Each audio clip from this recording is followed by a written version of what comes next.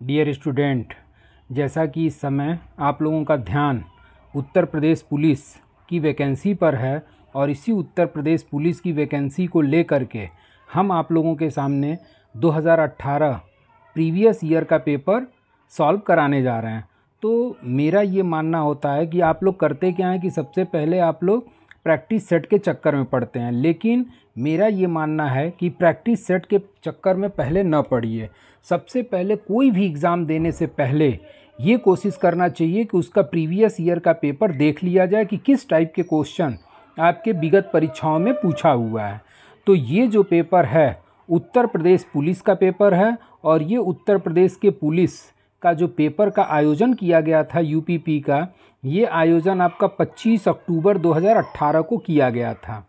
25 अक्टूबर 2018 और उसके बाद से अब नई वैकेंसी 2023 में आने वाली है, जिसको देखते हुए आप लोगों के उत्साह को देखते हुए प्रीवियस ईयर के पेपर को मैं सॉल्व करा रहा हूँ। इसके साथ साथ मैं यूपी स्पेशल पे वीडियो बनाना शुरू करूँगा, क्योंकि आपके जीएस के पार्ट में टोटल प्रश्नों की संख्या 38 है और हो सकता है कि इस एग्ज़ाम में 2023 के एग्ज़ाम में कुछ नए सिलेबस चेंज किए जाएं, लेकिन उस पर विशेष ध्यान आप लोगों को नहीं देना है। आप लोग बस इस पे ध्यान दीजिए कि जीके जीएस में जो 38 क्वेश्चन आया है वो किस टाइप के क्वेश्चन आपके विगत परीक्षाओं में पूछा है। इसके साथ साथ यूपी स्पेशल का भी मैं क्लास सीरियल नंबर से, मतलब जो यूपी स्पेशल या यूपी जीके से रिलेटेड जो चीज़ें इंपॉर्टेंट बनती हैं वो सारी चीज़ें मैं आपको अपने वीडियो या अपने क्लास में आप लोगों को प्रोवाइड कराऊंगा। तो अब देखते हैं 25 अक्टूबर 2018 को किस टाइप का क्वेश्चन आपके परीक्षाओं में जीके जीएस से आया हुआ था। तो आपका पहला क्वेश्चन है कि इनसाइड आईबी एंड रा the rolling the stone that gathers moss पुस्तक का लेखक कौन है। तो इसका आंसर हो जाएगा आपका के शंकरन नायर। और ये के शंकरन नायर जो हैं, इनका अभी 2018 में ही हाल फिलहाल में निधन हुआ था और ये 1971 में बांग्लादेश युद्ध में इनकी एक तरीके से काफ़ी ज़्यादा अहम भूमिका रही है। और ये 2018 से पहले आपके रा के पूर्व अधिकारी के रूप में भी कार्यरत रहे हैं और इन्होंने 2008 में एक पुस्तक लिखी थी जिसका नाम था इनसाइड आईबी एंड रा the rolling stand that gather moss. और इस के शंकर नायर को पद्म भूषण पुरस्कार से भी सम्मानित किया जा चुका है। भारत सरकार द्वारा इनकी उपलब्धियों को देखते हुए पद्म भूषण से भी सम्मानित किया हुआ है। अब अगला क्वेश्चन आता है और अगला क्वेश्चन ये है कि किस संविधान संशोधन ने संसद और राज्य विधान मंडल पर माल और सेवा कर को नियंत्रित करने वाले कानून बनाने के लिए एक साथ शक्ति प्रदान किया। तो इसका आंसर हो जाएगा आपका डी 122वां संशोधन विधेयक। और ये जो आपका माल और सेवा कर है, इसी माल एवं सेवा कर को जीएसटी के नाम से जाना जाता है, गुड्स एंड सर्विस टैक्स। और ये जो गुड्स एंड सर्विस टैक्स है ये आपका 122वां संशोधन विधेयक था और इस 122वें संशोधन विधेयक को राष्ट्रपति की जो सहमति मिली थी वो आपका 2014 में मिली थी। और यही आपका संशोधन विधेयक जो है वो 101वां संशोधन के रूप में क्या हुआ, पारित किया गया। और जब 101वां संशोधन अधिनियम के रूप में इसे 2016 में पारित किया गया। और ये जीएसटी प्रभावी कब हुआ, तो इस पे भी क्वेश्चन आपका बन जाता है। तो ये जीएसटी आपका 1 जुलाई 2017 से क्या हुआ था, प्रभावी हुआ था। और 1 जुलाई 2017 से जब प्रभावी हुआ तो इसको लागू करने वाला, ये भी क्वेश्चन आपके एग्जाम से पूछ देता है कि जीएसटी लागू करने वाला प्रथम राज्य कौन सा था। तो इसको लागू करने वाला प्रथम राज्य जो है वो आपका असम है। तो इस तरीके से 122वां संशोधन विधेयक 2014 जीएसटी से रिलेटेड विधेयक था और जिसको राष्ट्रपति की अनुमति 2016 में प्राप्त हुई और 1 जुलाई 2017 से जीएसटी पूर्ण रूप से लागू हुआ। अब आते हैं अगले क्वेश्चन पे और अगला क्वेश्चन ये है कि एक अनाधिकृत कंप्यूटर प्रोग्राम एक अधिकृत कार्यक्रम की तरह व्यवहार करता है, जिससे यह वास्तव में क्या कर रहा है उसे छुपाता है। इसे संभवतः कहते हैं, तो इसे ट्रोजन्स हॉर्स कहते हैं। और ये जो ट्रोजन्स हार्श होता है ये एक ऐसा प्रोग्राम है जो दिखने में तो सही अनुभव होता है, परंतु अगर इसे चला दिया जाए तो इसका प्रभाव जो है वो काफ़ी भयंकर होता है। और इसके इस्तेमाल से कोई भी हैकर किसी भी पासवर्ड को तोड़ने के लिए कर सकता है। और इतना ही नहीं, इसके साथ साथ यह हार्ड डिस्क के सारे डेटा और प्रोग्राम को टोटली डिलीट कर देता है या मिटा देता है। अब अगला क्वेश्चन देखते हैं, चौथा क्वेश्चन, कि जकार्ता एशियाई खेल 2018 में शूटिंग में स्वर्ण पदक जीतने वाले 16 वर्षीय सौरभ चौधरी उत्तर प्रदेश से संबंधित हैं। तो इनका संबंध जो है आपका मेरठ ज़िले से है। देखिए आपके यूपीपी के एग्ज़ाम्स में 38 क्वेश्चन में मैंने इसको काउंट किया और नियर अबाउट आपका 8 से 10 क्वेश्चन यूपी स्पेशल से रिलेटेड क्वेश्चन आपके परीक्षाओं में पूछा हुआ है। तो विशेष तौर पे आप लोग थोड़ा सा यूपी स्पेशल पे भी फोकस करिएगा। और जैसा कि आप लोगों को पता होगा कि पीसीएस के ऑप्शनल पेपर में अब टोटल क्या कर दिया है, ऑप्शनल पेपर की जगह पे यूपी स्पेशल ही परीक्षाओं में मेंस के रूप में शामिल किया है। तो हो सकता है कि 8-10 क्वेश्चन की बजाय इस बार कुछ प्रश्नों की संख्या यूपी स्पेशल से क्या हो जाए, बढ़ जाए। तो थोड़ा सा यूपी स्पेशल आप लोग ज़्यादा अच्छे तरीके से फोकस करिएगा। अब आते हैं हम लोग 5वें क्वेश्चन पे, और 5वां क्वेश्चन ये है कि निम्नलिखित में कौन सी नदी यमुना की सहायक नदी नहीं है। तो इसका आंसर हो जाएगा आपका कल्याणी। और ये केन, बेतवा, चंबल जो है ये सभी किसकी सहायक नदियां हैं, यमुना की सहायक नदियां मानी जाती हैं, जबकि कल्याणी जो है आपका यमुना की सहायक नदी नहीं है। अब आते हैं हम लोग अगले क्वेश्चन पे, मृदा जिसमें मुख्य रूप से पोटास की कमी है उत्तर प्रदेश के किस ज़िले में पाई जाती है। अब देखिए मेरठ वाला एक क्वेश्चन आ गया, दूसरा क्वेश्चन आपका यूपी स्पेशल का ये आ गया कि मृदा जिसमें मुख्य रूप से पोटास की कमी पाई जाती है उत्तर प्रदेश के किस ज़िले में पाई जाती है, ये फिल इन द ब्लैंक्स है। तो इस तरीके से इसका आंसर हो जाएगा आपका जौनपुर। और ये जो जौनपुर का क्षेत्र है, इस जौनपुर के क्षेत्र में पोटास पौधों की मात्रा के लिए क्या होती है, इधर मिट्टी में कमी होती है जो जौनपुर ज़िले में पाई जाती है। अब आते हैं अगले क्वेश्चन पे, और अगला क्वेश्चन आपका है कि उत्तर प्रदेश का निम्नलिखित में कौन सा जिला बुंदेलखंड क्षेत्र का हिस्सा है। तो इसका आंसर हो जाएगा आपका महोबा। और ये जो महोबा है, या एक तरीके से सबसे पहले जान लीजिए कि ये बुंदेलखंड के क्षेत्र में कौन कौन से उत्तर प्रदेश के डिस्ट्रिक्ट पाए जाते हैं। तो बुंदेलखंड का जो एरिया है उसमें आपका झांसी हो गया, बांदा हो गया, महोबा हो गया, चित्रकूट हो गया, जालौन हो गया, हमीरपुर हो गया, ललितपुर हो गया। तो ये सभी किस क्षेत्र में शामिल होते हैं, तो बुंदेलखंड क्षेत्र में शामिल होते हैं। जबकि आपका चंदौली, औरैया, एटा ये तीनों जो है बुंदेलखंड एरिया में शामिल नहीं है। ये केवल आपका महोबा डिस्ट्रिक्ट जो है वो बुंदेलखंड के क्षेत्र में आता है। और बाकी सभी डिस्ट्रिक्ट के बारे में हमने बता दिया कि बुंदेलखंड की एरिया में और कौन कौन डिस्ट्रिक्ट उत्तर प्रदेश के शामिल हैं। अब आते हैं अगले क्वेश्चन पे कि अशोक स्तंभ में उत्कीर्ण किए हुए शेर का मुख, जिसे भारत सरकार द्वारा राष्ट्रीय प्रतीक के रूप में अपनाया गया, के संग्रहालय में संरक्षित है। अब ये 5वां क्वेश्चन एक तरीके से आपका उत्तर प्रदेश स्पेशल से है। तो ये आपका जो भारत सरकार द्वारा अपनाया गया राष्ट्रीय प्रतीक, जिसे सिंह स्तंभ के नाम से जाना जाता है या अशोक स्तंभ के नाम से जाना जाता है, ये कहाँ स्थित है, तो सारनाथ संग्रहालय में इसको स्थापित किया गया है। और इस राष्ट्रीय प्रतीक को भारत सरकार द्वारा कब अपनाया गया, तो 26 जनवरी 1950 को भारत सरकार के द्वारा अपनाया गया।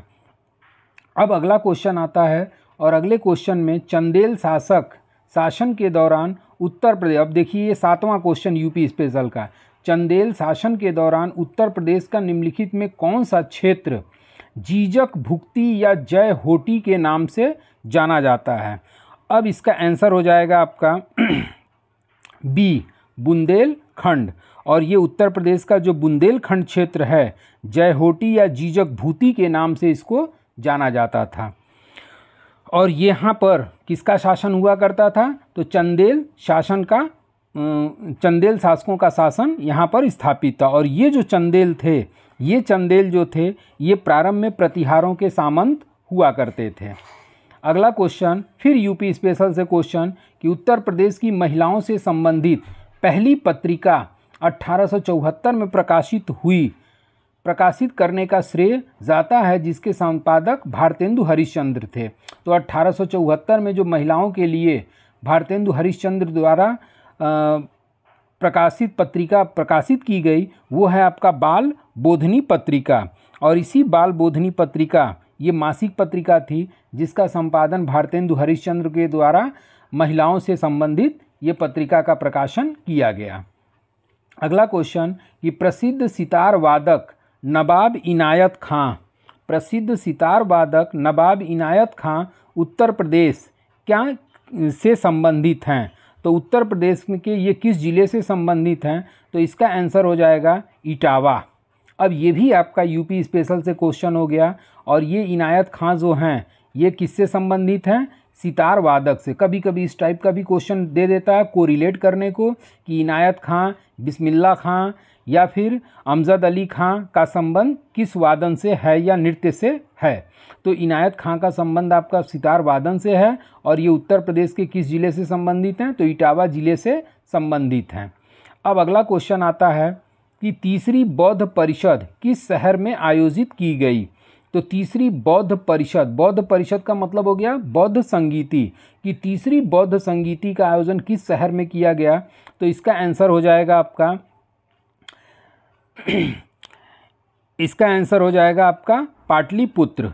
जैसे कि इसका हमने ट्रिक भी दिया हुआ है और ट्रिक क्या है? तो अका अकराबी पक।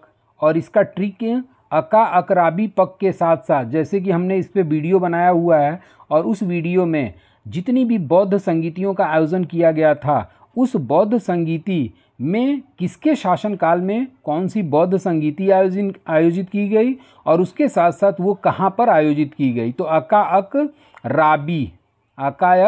राबी पक यानी कि तीसरे नंबर पे प शब्द आ रहा है और इस प में आपका एक ही ऑप्शन है और वो ऑप्शन क्या है? पाटलिपुत्र। यानी कि तीसरी बौद्ध संगीति का आयोजन पाटलिपुत्र में, जबकि पहली बौद्ध संगीति का आयोजन राजगृह में, दूसरी बौद्ध संगीति का आयोजन वैशाली में, तीसरी का पाटलिपुत्र और चौथी का कश्मीर कुंडलवन में आयोजित किया गया। तो उसको ट्रिक से आप डिटेल देख लीजिएगा और उसमें अध्यक्ष को भी लेकर के क्वेश्चन पूछ देता है। तो वो पूरा फुल ट्रिक हम इस चीज़ पे बना करके क्लास में हम आप लोगों को प्रोवाइड करा चुके हैं। अगला क्वेश्चन कि भारतीय रिजर्व बैंक की स्थापना किस वर्ष हुई थी? तो भारतीय रिजर्व बैंक की स्थापना जो हुई थी वो 1935 में हुई थी और रिजर्व बैंक अधिनियम जो पारित किया गया वो 1934 में आरबीआई एक्ट पारित किया गया और इसी आरबीआई एक्ट के अंतर्गत 1 अप्रैल 1935 को आपका आरबीआई की स्थापना, रिजर्व बैंक ऑफ इंडिया की स्थापना की गई। और प्रारंभ में ये जो स्थापित किया गया तो ये कलकत्ता में स्थापित किया गया, जबकि वर्तमान में आरबीआई का मुख्यालय मुंबई में स्थित है।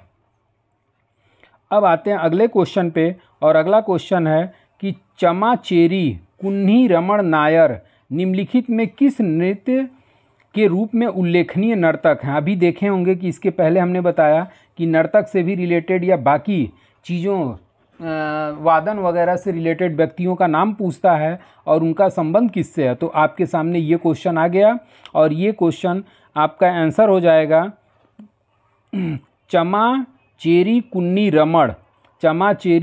रमण का किस नृत्य से संबंध है? तो इसका आंसर हो जाएगा आपका कथकली। इसका आंसर होगा कथकली और ये कथकली से रिलेटेड चमाकुरी रम्मा रेमण हैं। अब अगला क्वेश्चन आता है कि खाद्य तथा कृषि संगठन कॉर्पोरेट सांख्यिकी डेटाबेस 2016 के अनुसार प्याज के उत्पादन में विश्व स्तर पर भारत की रैंक कौन सी है? तो इसका आंसर हो जाएगा आपका दूसरा। और जो खाद्य तथा कृषि संगठन है, इसी खाद्य कृषि संगठन के द्वारा 2016 में एक रिपोर्ट जारी की गई और इस रिपोर्ट के अनुसार आपका भारत जो है प्याज उत्पादन में कौन सा स्थान रखता है? तो प्याज उत्पादन में ये दूसरा स्थान रखता है, जबकि पहले स्थान पर कौन है? तो पहले स्थान पर आपका चीन हो गया। और अगर प्याज उत्पादन में भारत के राज्यों में प्रथम स्थान पूछेगा तो महाराष्ट्र जो है वो प्याज उत्पादन में अपना प्रथम स्थान रखता है। अगला क्वेश्चन कि वित्तीय वर्ष 2017-18 के दौरान भारत के निर्यात में वृद्धि का प्रतिशत क्या था? तो इसका आंसर हो जाएगा आपका 6.8%। वित्तीय वर्ष 2017-18 के दौरान भारत में निर्यात का प्रतिशत कितना था? तो इसका आंसर हो जाएगा 6.8% ना होकर के इसका आंसर होगा आपका 9.8%। और 2020-21 में कोविड-19 के कारण ये जो वृद्धि थी वो 19.98 की नकारात्मक वृद्धि हुई थी। अगला क्वेश्चन, भारतीय संविधान का निम्नलिखित में कौन सा भाग नागरिकता का उल्लेख करता है? तो संविधान का भाग 1 जो है वो संघ एवं राज्य क्षेत्र का वर्णन करता है। संविधान का भाग 2 जो है वो नागरिकता के संबंध में प्रावधान प्रस्तुत करता है। और ये नागरिकता संबंधी जो अनुच्छेद है वो भाग 2 का विस्तार जो है अनुच्छेद 5 से लेकर के 11 तक किया गया है। अब अगला क्वेश्चन कि भारतीय संविधान के अनुच्छेद 24 के अंतर्गत वर्ष से कम आयु के बच्चों को किसी कारखाने या काम में करने के लिए नियोजित नहीं किया जा सकता। तो इसका आंसर हो जाएगा 14 वर्ष। कितना हो जाएगा? 14 वर्ष। और 14 वर्ष से कम आयु के बच्चों को किसी भी कारखाने या संकटपूर्ण कार्य में लगाया नहीं जा सकता, जिसका वर्णन संविधान के आर्टिकल 24 में है। जबकि आर्टिकल 23 में मानव के दुर्व्यापार, बेगार और बलात्श्रम पर रोक लगाता है। अब अगला क्वेश्चन आता है कि भारतीय संविधान, अब देखिए संविधान से ये कुल मिलाकर के तीसरा या चौथा क्वेश्चन है। तो भारतीय संविधान का निम्नलिखित में से कौन सा अनुच्छेद राष्ट्रपति के चुनाव के संबंध में प्रावधान प्रस्तुत करता है? तो राष्ट्रपति के चुनाव के संबंध में जो अनुच्छेद है वो आर्टिकल 55 है। और ये राष्ट्रपति के चुनाव का आर्टिकल 55 में ये कहा गया है कि राष्ट्रपति का चुनाव एकल संक्रमणीय मत पद्धति द्वारा किया जाएगा। तो इसी अनुच्छेद 55 के अंतर्गत राष्ट्रपति का निर्वाचन आनुपातिक प्रतिनिधित्व की एकल संक्रमणीय मत पद्धति द्वारा किया जाता है, जिसका वर्णन 55 में दिया गया है। अब देखिए फिर आपका संविधान से रिलेटेड क्वेश्चन 5वां आ गया या 6वां जो भी है, आप लोग काउंट कर लीजिएगा और इसका एक डाटा बना लिया करिए कि संविधान से इतने क्वेश्चन आए, हिस्ट्री से इतने क्वेश्चन आए, करंट अफेयर से इतने आए, उत्तर प्रदेश से इतने आए। तो इससे एक अंदाज़ा लगता है कि इसी के प्रॉक्सीमेट जो है वो लगभग आपका ऊपर नीचे 1-2 क्वेश्चन पूछने की संभावना बनती है। अब अगला क्वेश्चन है कि निम्नलिखित में कौन सा भारत की पहली लोकसभा के उपसभापति थे? तो इसका आंसर हो जाएगा एम अनंत सैनम अयंगर। और ये अनंत सैनम अयंगर जो थे ये पहली लोकसभा के क्या थे? उपसभापति थे। लोकसभा के उपसभापति एम अनंत सैनम अयंगर। जबकि लोकसभा का सभापति या अध्यक्ष के रूप में आपके प्रथम जो बने थे वो जीबी मावलंकर बने थे। अगला क्वेश्चन फिर संविधान से रिलेटेड क्वेश्चन कि संविधान का अनुच्छेद 66 किससे संबंधित है? ये आपका 21वां क्वेश्चन है। और संविधान का अनुच्छेद 66 जो है वो आपका उपराष्ट्रपति के चुनाव से रिलेटेड है। उपराष्ट्रपति के चुनाव से रिलेटेड संसद का संविधान ये कोई मतलब नहीं है। उपराष्ट्रपति का चुनाव जो है वो चुनाव आर्टिकल 66 में दिया गया है, जबकि संसद के दोनों सदनों की अवधि का संबंध 66 से नहीं है। और भारत के अटॉर्नी जनरल का संबंध जो है वो आर्टिकल 76 में दिया गया है। अब आते हैं अगले क्वेश्चन पे। और अगला क्वेश्चन है, देखिए अब ये क्वेश्चन जो 22वां है ये आपका स्टैटिक जीके के रूप में शामिल किया जा सकता है। और इसमें पूछा है कि आपका सीरिया की राजधानी है। तो सीरिया की राजधानी जो है वो दमिश्क है। सीरिया की राजधानी दमिश्क। और ये आपका स्टैटिक जीके से रिलेटेड क्वेश्चन है। और अगला क्वेश्चन फिर स्टैटिक जीके से है कि म्यांमार की मुद्रा निम्नलिखित में कौन सी है? तो म्यांमार की जो मुद्रा है उसे कयात के नाम से जाना जाता है। अब 2 क्वेश्चन आपका स्टैटिक जीके से हो गया। अब अगला क्वेश्चन आता है कि अफ्रीका महाद्वीप का सबसे अधिक आबादी वाला देश निम्नलिखित में कौन सा है? तो इसका आंसर हो जाएगा आपका नाइजीरिया। और नाइजीरिया जो है वो अफ्रीका महाद्वीप का सबसे अधिक जनसंख्या वाला देश माना जाता है। अब आते हैं हम लोग 25 नंबर क्वेश्चन पे। और 25 नंबर उत्तर अमेरिका के निम्नलिखित, यानी कि वो ऊपर वाला क्वेश्चन ज्योग्राफी हो गया। फिर ये ज्योग्राफी का क्वेश्चन कि उत्तर अमेरिका के निम्नलिखित देशों में से कौन से देश में वन भूमि का क्षेत्रफल उसके कुल भूमि क्षेत्र प्रतिशत के रूप में उत्तरी अमेरिका क्षेत्र में सबसे अधिक है। तो इसका आंसर हो जाएगा आपका कनाडा। इसका आंसर हो जाएगा आपका कनाडा।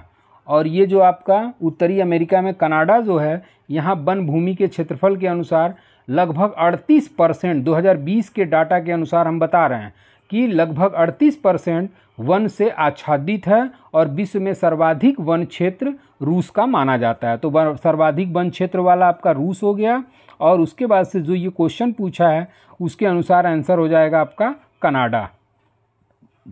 अब अगला क्वेश्चन फिर ज्योग्राफी से कि निम्नलिखित में कौन सी नदी बंगाल की खाड़ी में नहीं गिरती है। कौन सी नदी बंगाल की खाड़ी में नहीं गिरती है? तो आंसर हो जाएगा आपका नर्मदा। और ये जो नर्मदा है ये प्रायद्वीपीय भारत की नदी मानी जाती है। और प्रायद्वीपीय भारत की नदियां जो हैं ज़्यादातर आपका खंभात की खाड़ी में गिरती हैं, जबकि ये बंगाल की खाड़ी में नहीं गिरती, नर्मदा। अगला क्वेश्चन आता है कि मानवाधिकार कार्यकर्ता कृति भारतीय किस सामाजिक बुराई के विरुद्ध लड़ाई में शामिल हैं। मानवाधिकार की कार्यकर्ता कृति भारती किस सामाजिक बुराई के विरुद्ध लड़ाई में शामिल हैं? तो इसका आंसर हो जाएगा आपका बाल विवाह। और इसी बाल विवाह के लिए कृति भारती जो हैं वो संघर्षरत हैं। अगला क्वेश्चन कि भारत सरकार छत्तीसगढ़ को एक विशेष नक्सल विरोधी युद्ध बल प्रदान करने जा रही है। यहाँ पे थोड़ा सा मिसप्रिंट है, बल प्रदान करने जा रही है, उसका क्या नाम है? तो इसका आंसर हो जाएगा आपका ब्लैक पैंथर। और ये छत्तीसगढ़ जो है नक्सली विरोधी से लड़ने के लिए ब्लैक पैंथर नामक युद्ध बल का गठन किया है। ये 2018 की बात है। अगला क्वेश्चन कि भारत और पाकिस्तान के बीच किस वर्ष शिमला समझौते पर हस्ताक्षर किया गया? तो इसका आंसर हो जाएगा आपका 1972। और इसी 1972 में भारत और पाकिस्तान के बीच शिमला समझौते पर हस्ताक्षर किया गया। और इसकी डेट है आपका 2 जुलाई 1972। और उस समय भारत के तत्कालीन प्रधानमंत्री हुआ करती थी इंदिरा गांधी और पाकिस्तान के प्रधानमंत्री हुआ करते थे जुल्फ़िकार अली भुट्टो। और इन्हीं दोनों के मध्य 2 जुलाई 1972 को शिमला समझौता किया गया। अब आते हैं अगले क्वेश्चन पे। और अगला क्वेश्चन है कि 2018 में किस शहर में नाबार्ड ने जलवायु परिवर्तन केंद्र स्थापित किया? 2018 में किस शहर में नाबार्ड ने जलवायु परिवर्तन केंद्र स्थापित किया? तो इसका आंसर हो जाएगा आपका लखनऊ। अब ये देखिए उत्तर प्रदेश से अगला भी क्वेश्चन आ गया। और नाबार्ड जो है ये जलवायु परिवर्तन केंद्र की स्थापना 2018 में लखनऊ में किया था। और यह एशिया का पहला जलवायु परिवर्तन केंद्र के रूप में स्थापित हुआ था। अब अगला क्वेश्चन कि अंतर्राष्ट्रीय मुद्रा कोष प्रबंध निदेशक अध्यक्ष क्रिस्टीना लेगार्डे किस देश से संबंधित हैं? तो इसका आंसर हो जाएगा आपका फ्रांस। और ये एक तरीके से करंट अफेयर्स का क्वेश्चन हो गया कि क्रिस्टीना लेगार्डे किस देश से संबंधित हैं। तो आंसर हो जाएगा आपका फ्रांस। अगला क्वेश्चन आता है कि साइंस हो गया। अब ये खून में कुछ कोशिकाओं की उपस्थिति के कारण रक्त के थक्के का गठन है, इन कोशिकाओं को क्या कहा जाता है? तो इसका आंसर हो जाएगा आपका थ्रोम्बोसाइट्स। मतलब खून में कुछ कोशिकाओं की उपस्थिति के कारण रक्त के थक्के का गठन किसके कारण होता है? तो थ्रोम्बोसाइट्स के द्वारा। और इन कोशिकाओं को क्या कहा जाता है? तो थ्रोम्बोसाइट्स के नाम से जाना जाता है। एक क्वेश्चन आपका साइंस का मिला। दूसरा क्वेश्चन फिर साइंस का कि जीवित प्राणियों में निषेचन के दौरान नर मादा गैमेट का संलयन एक कोशिका बनाने के लिए किया जाता है, जिसे कहा जाता है? तो इसका आंसर हो जाएगा युग्मनज। इसका आंसर क्या होगा? युग्मनज। अब अगला क्वेश्चन देखते हैं कि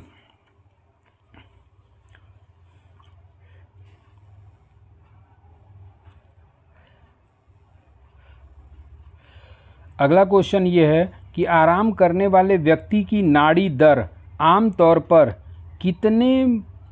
पर प्रति मिनट धड़कन के बीच होती है?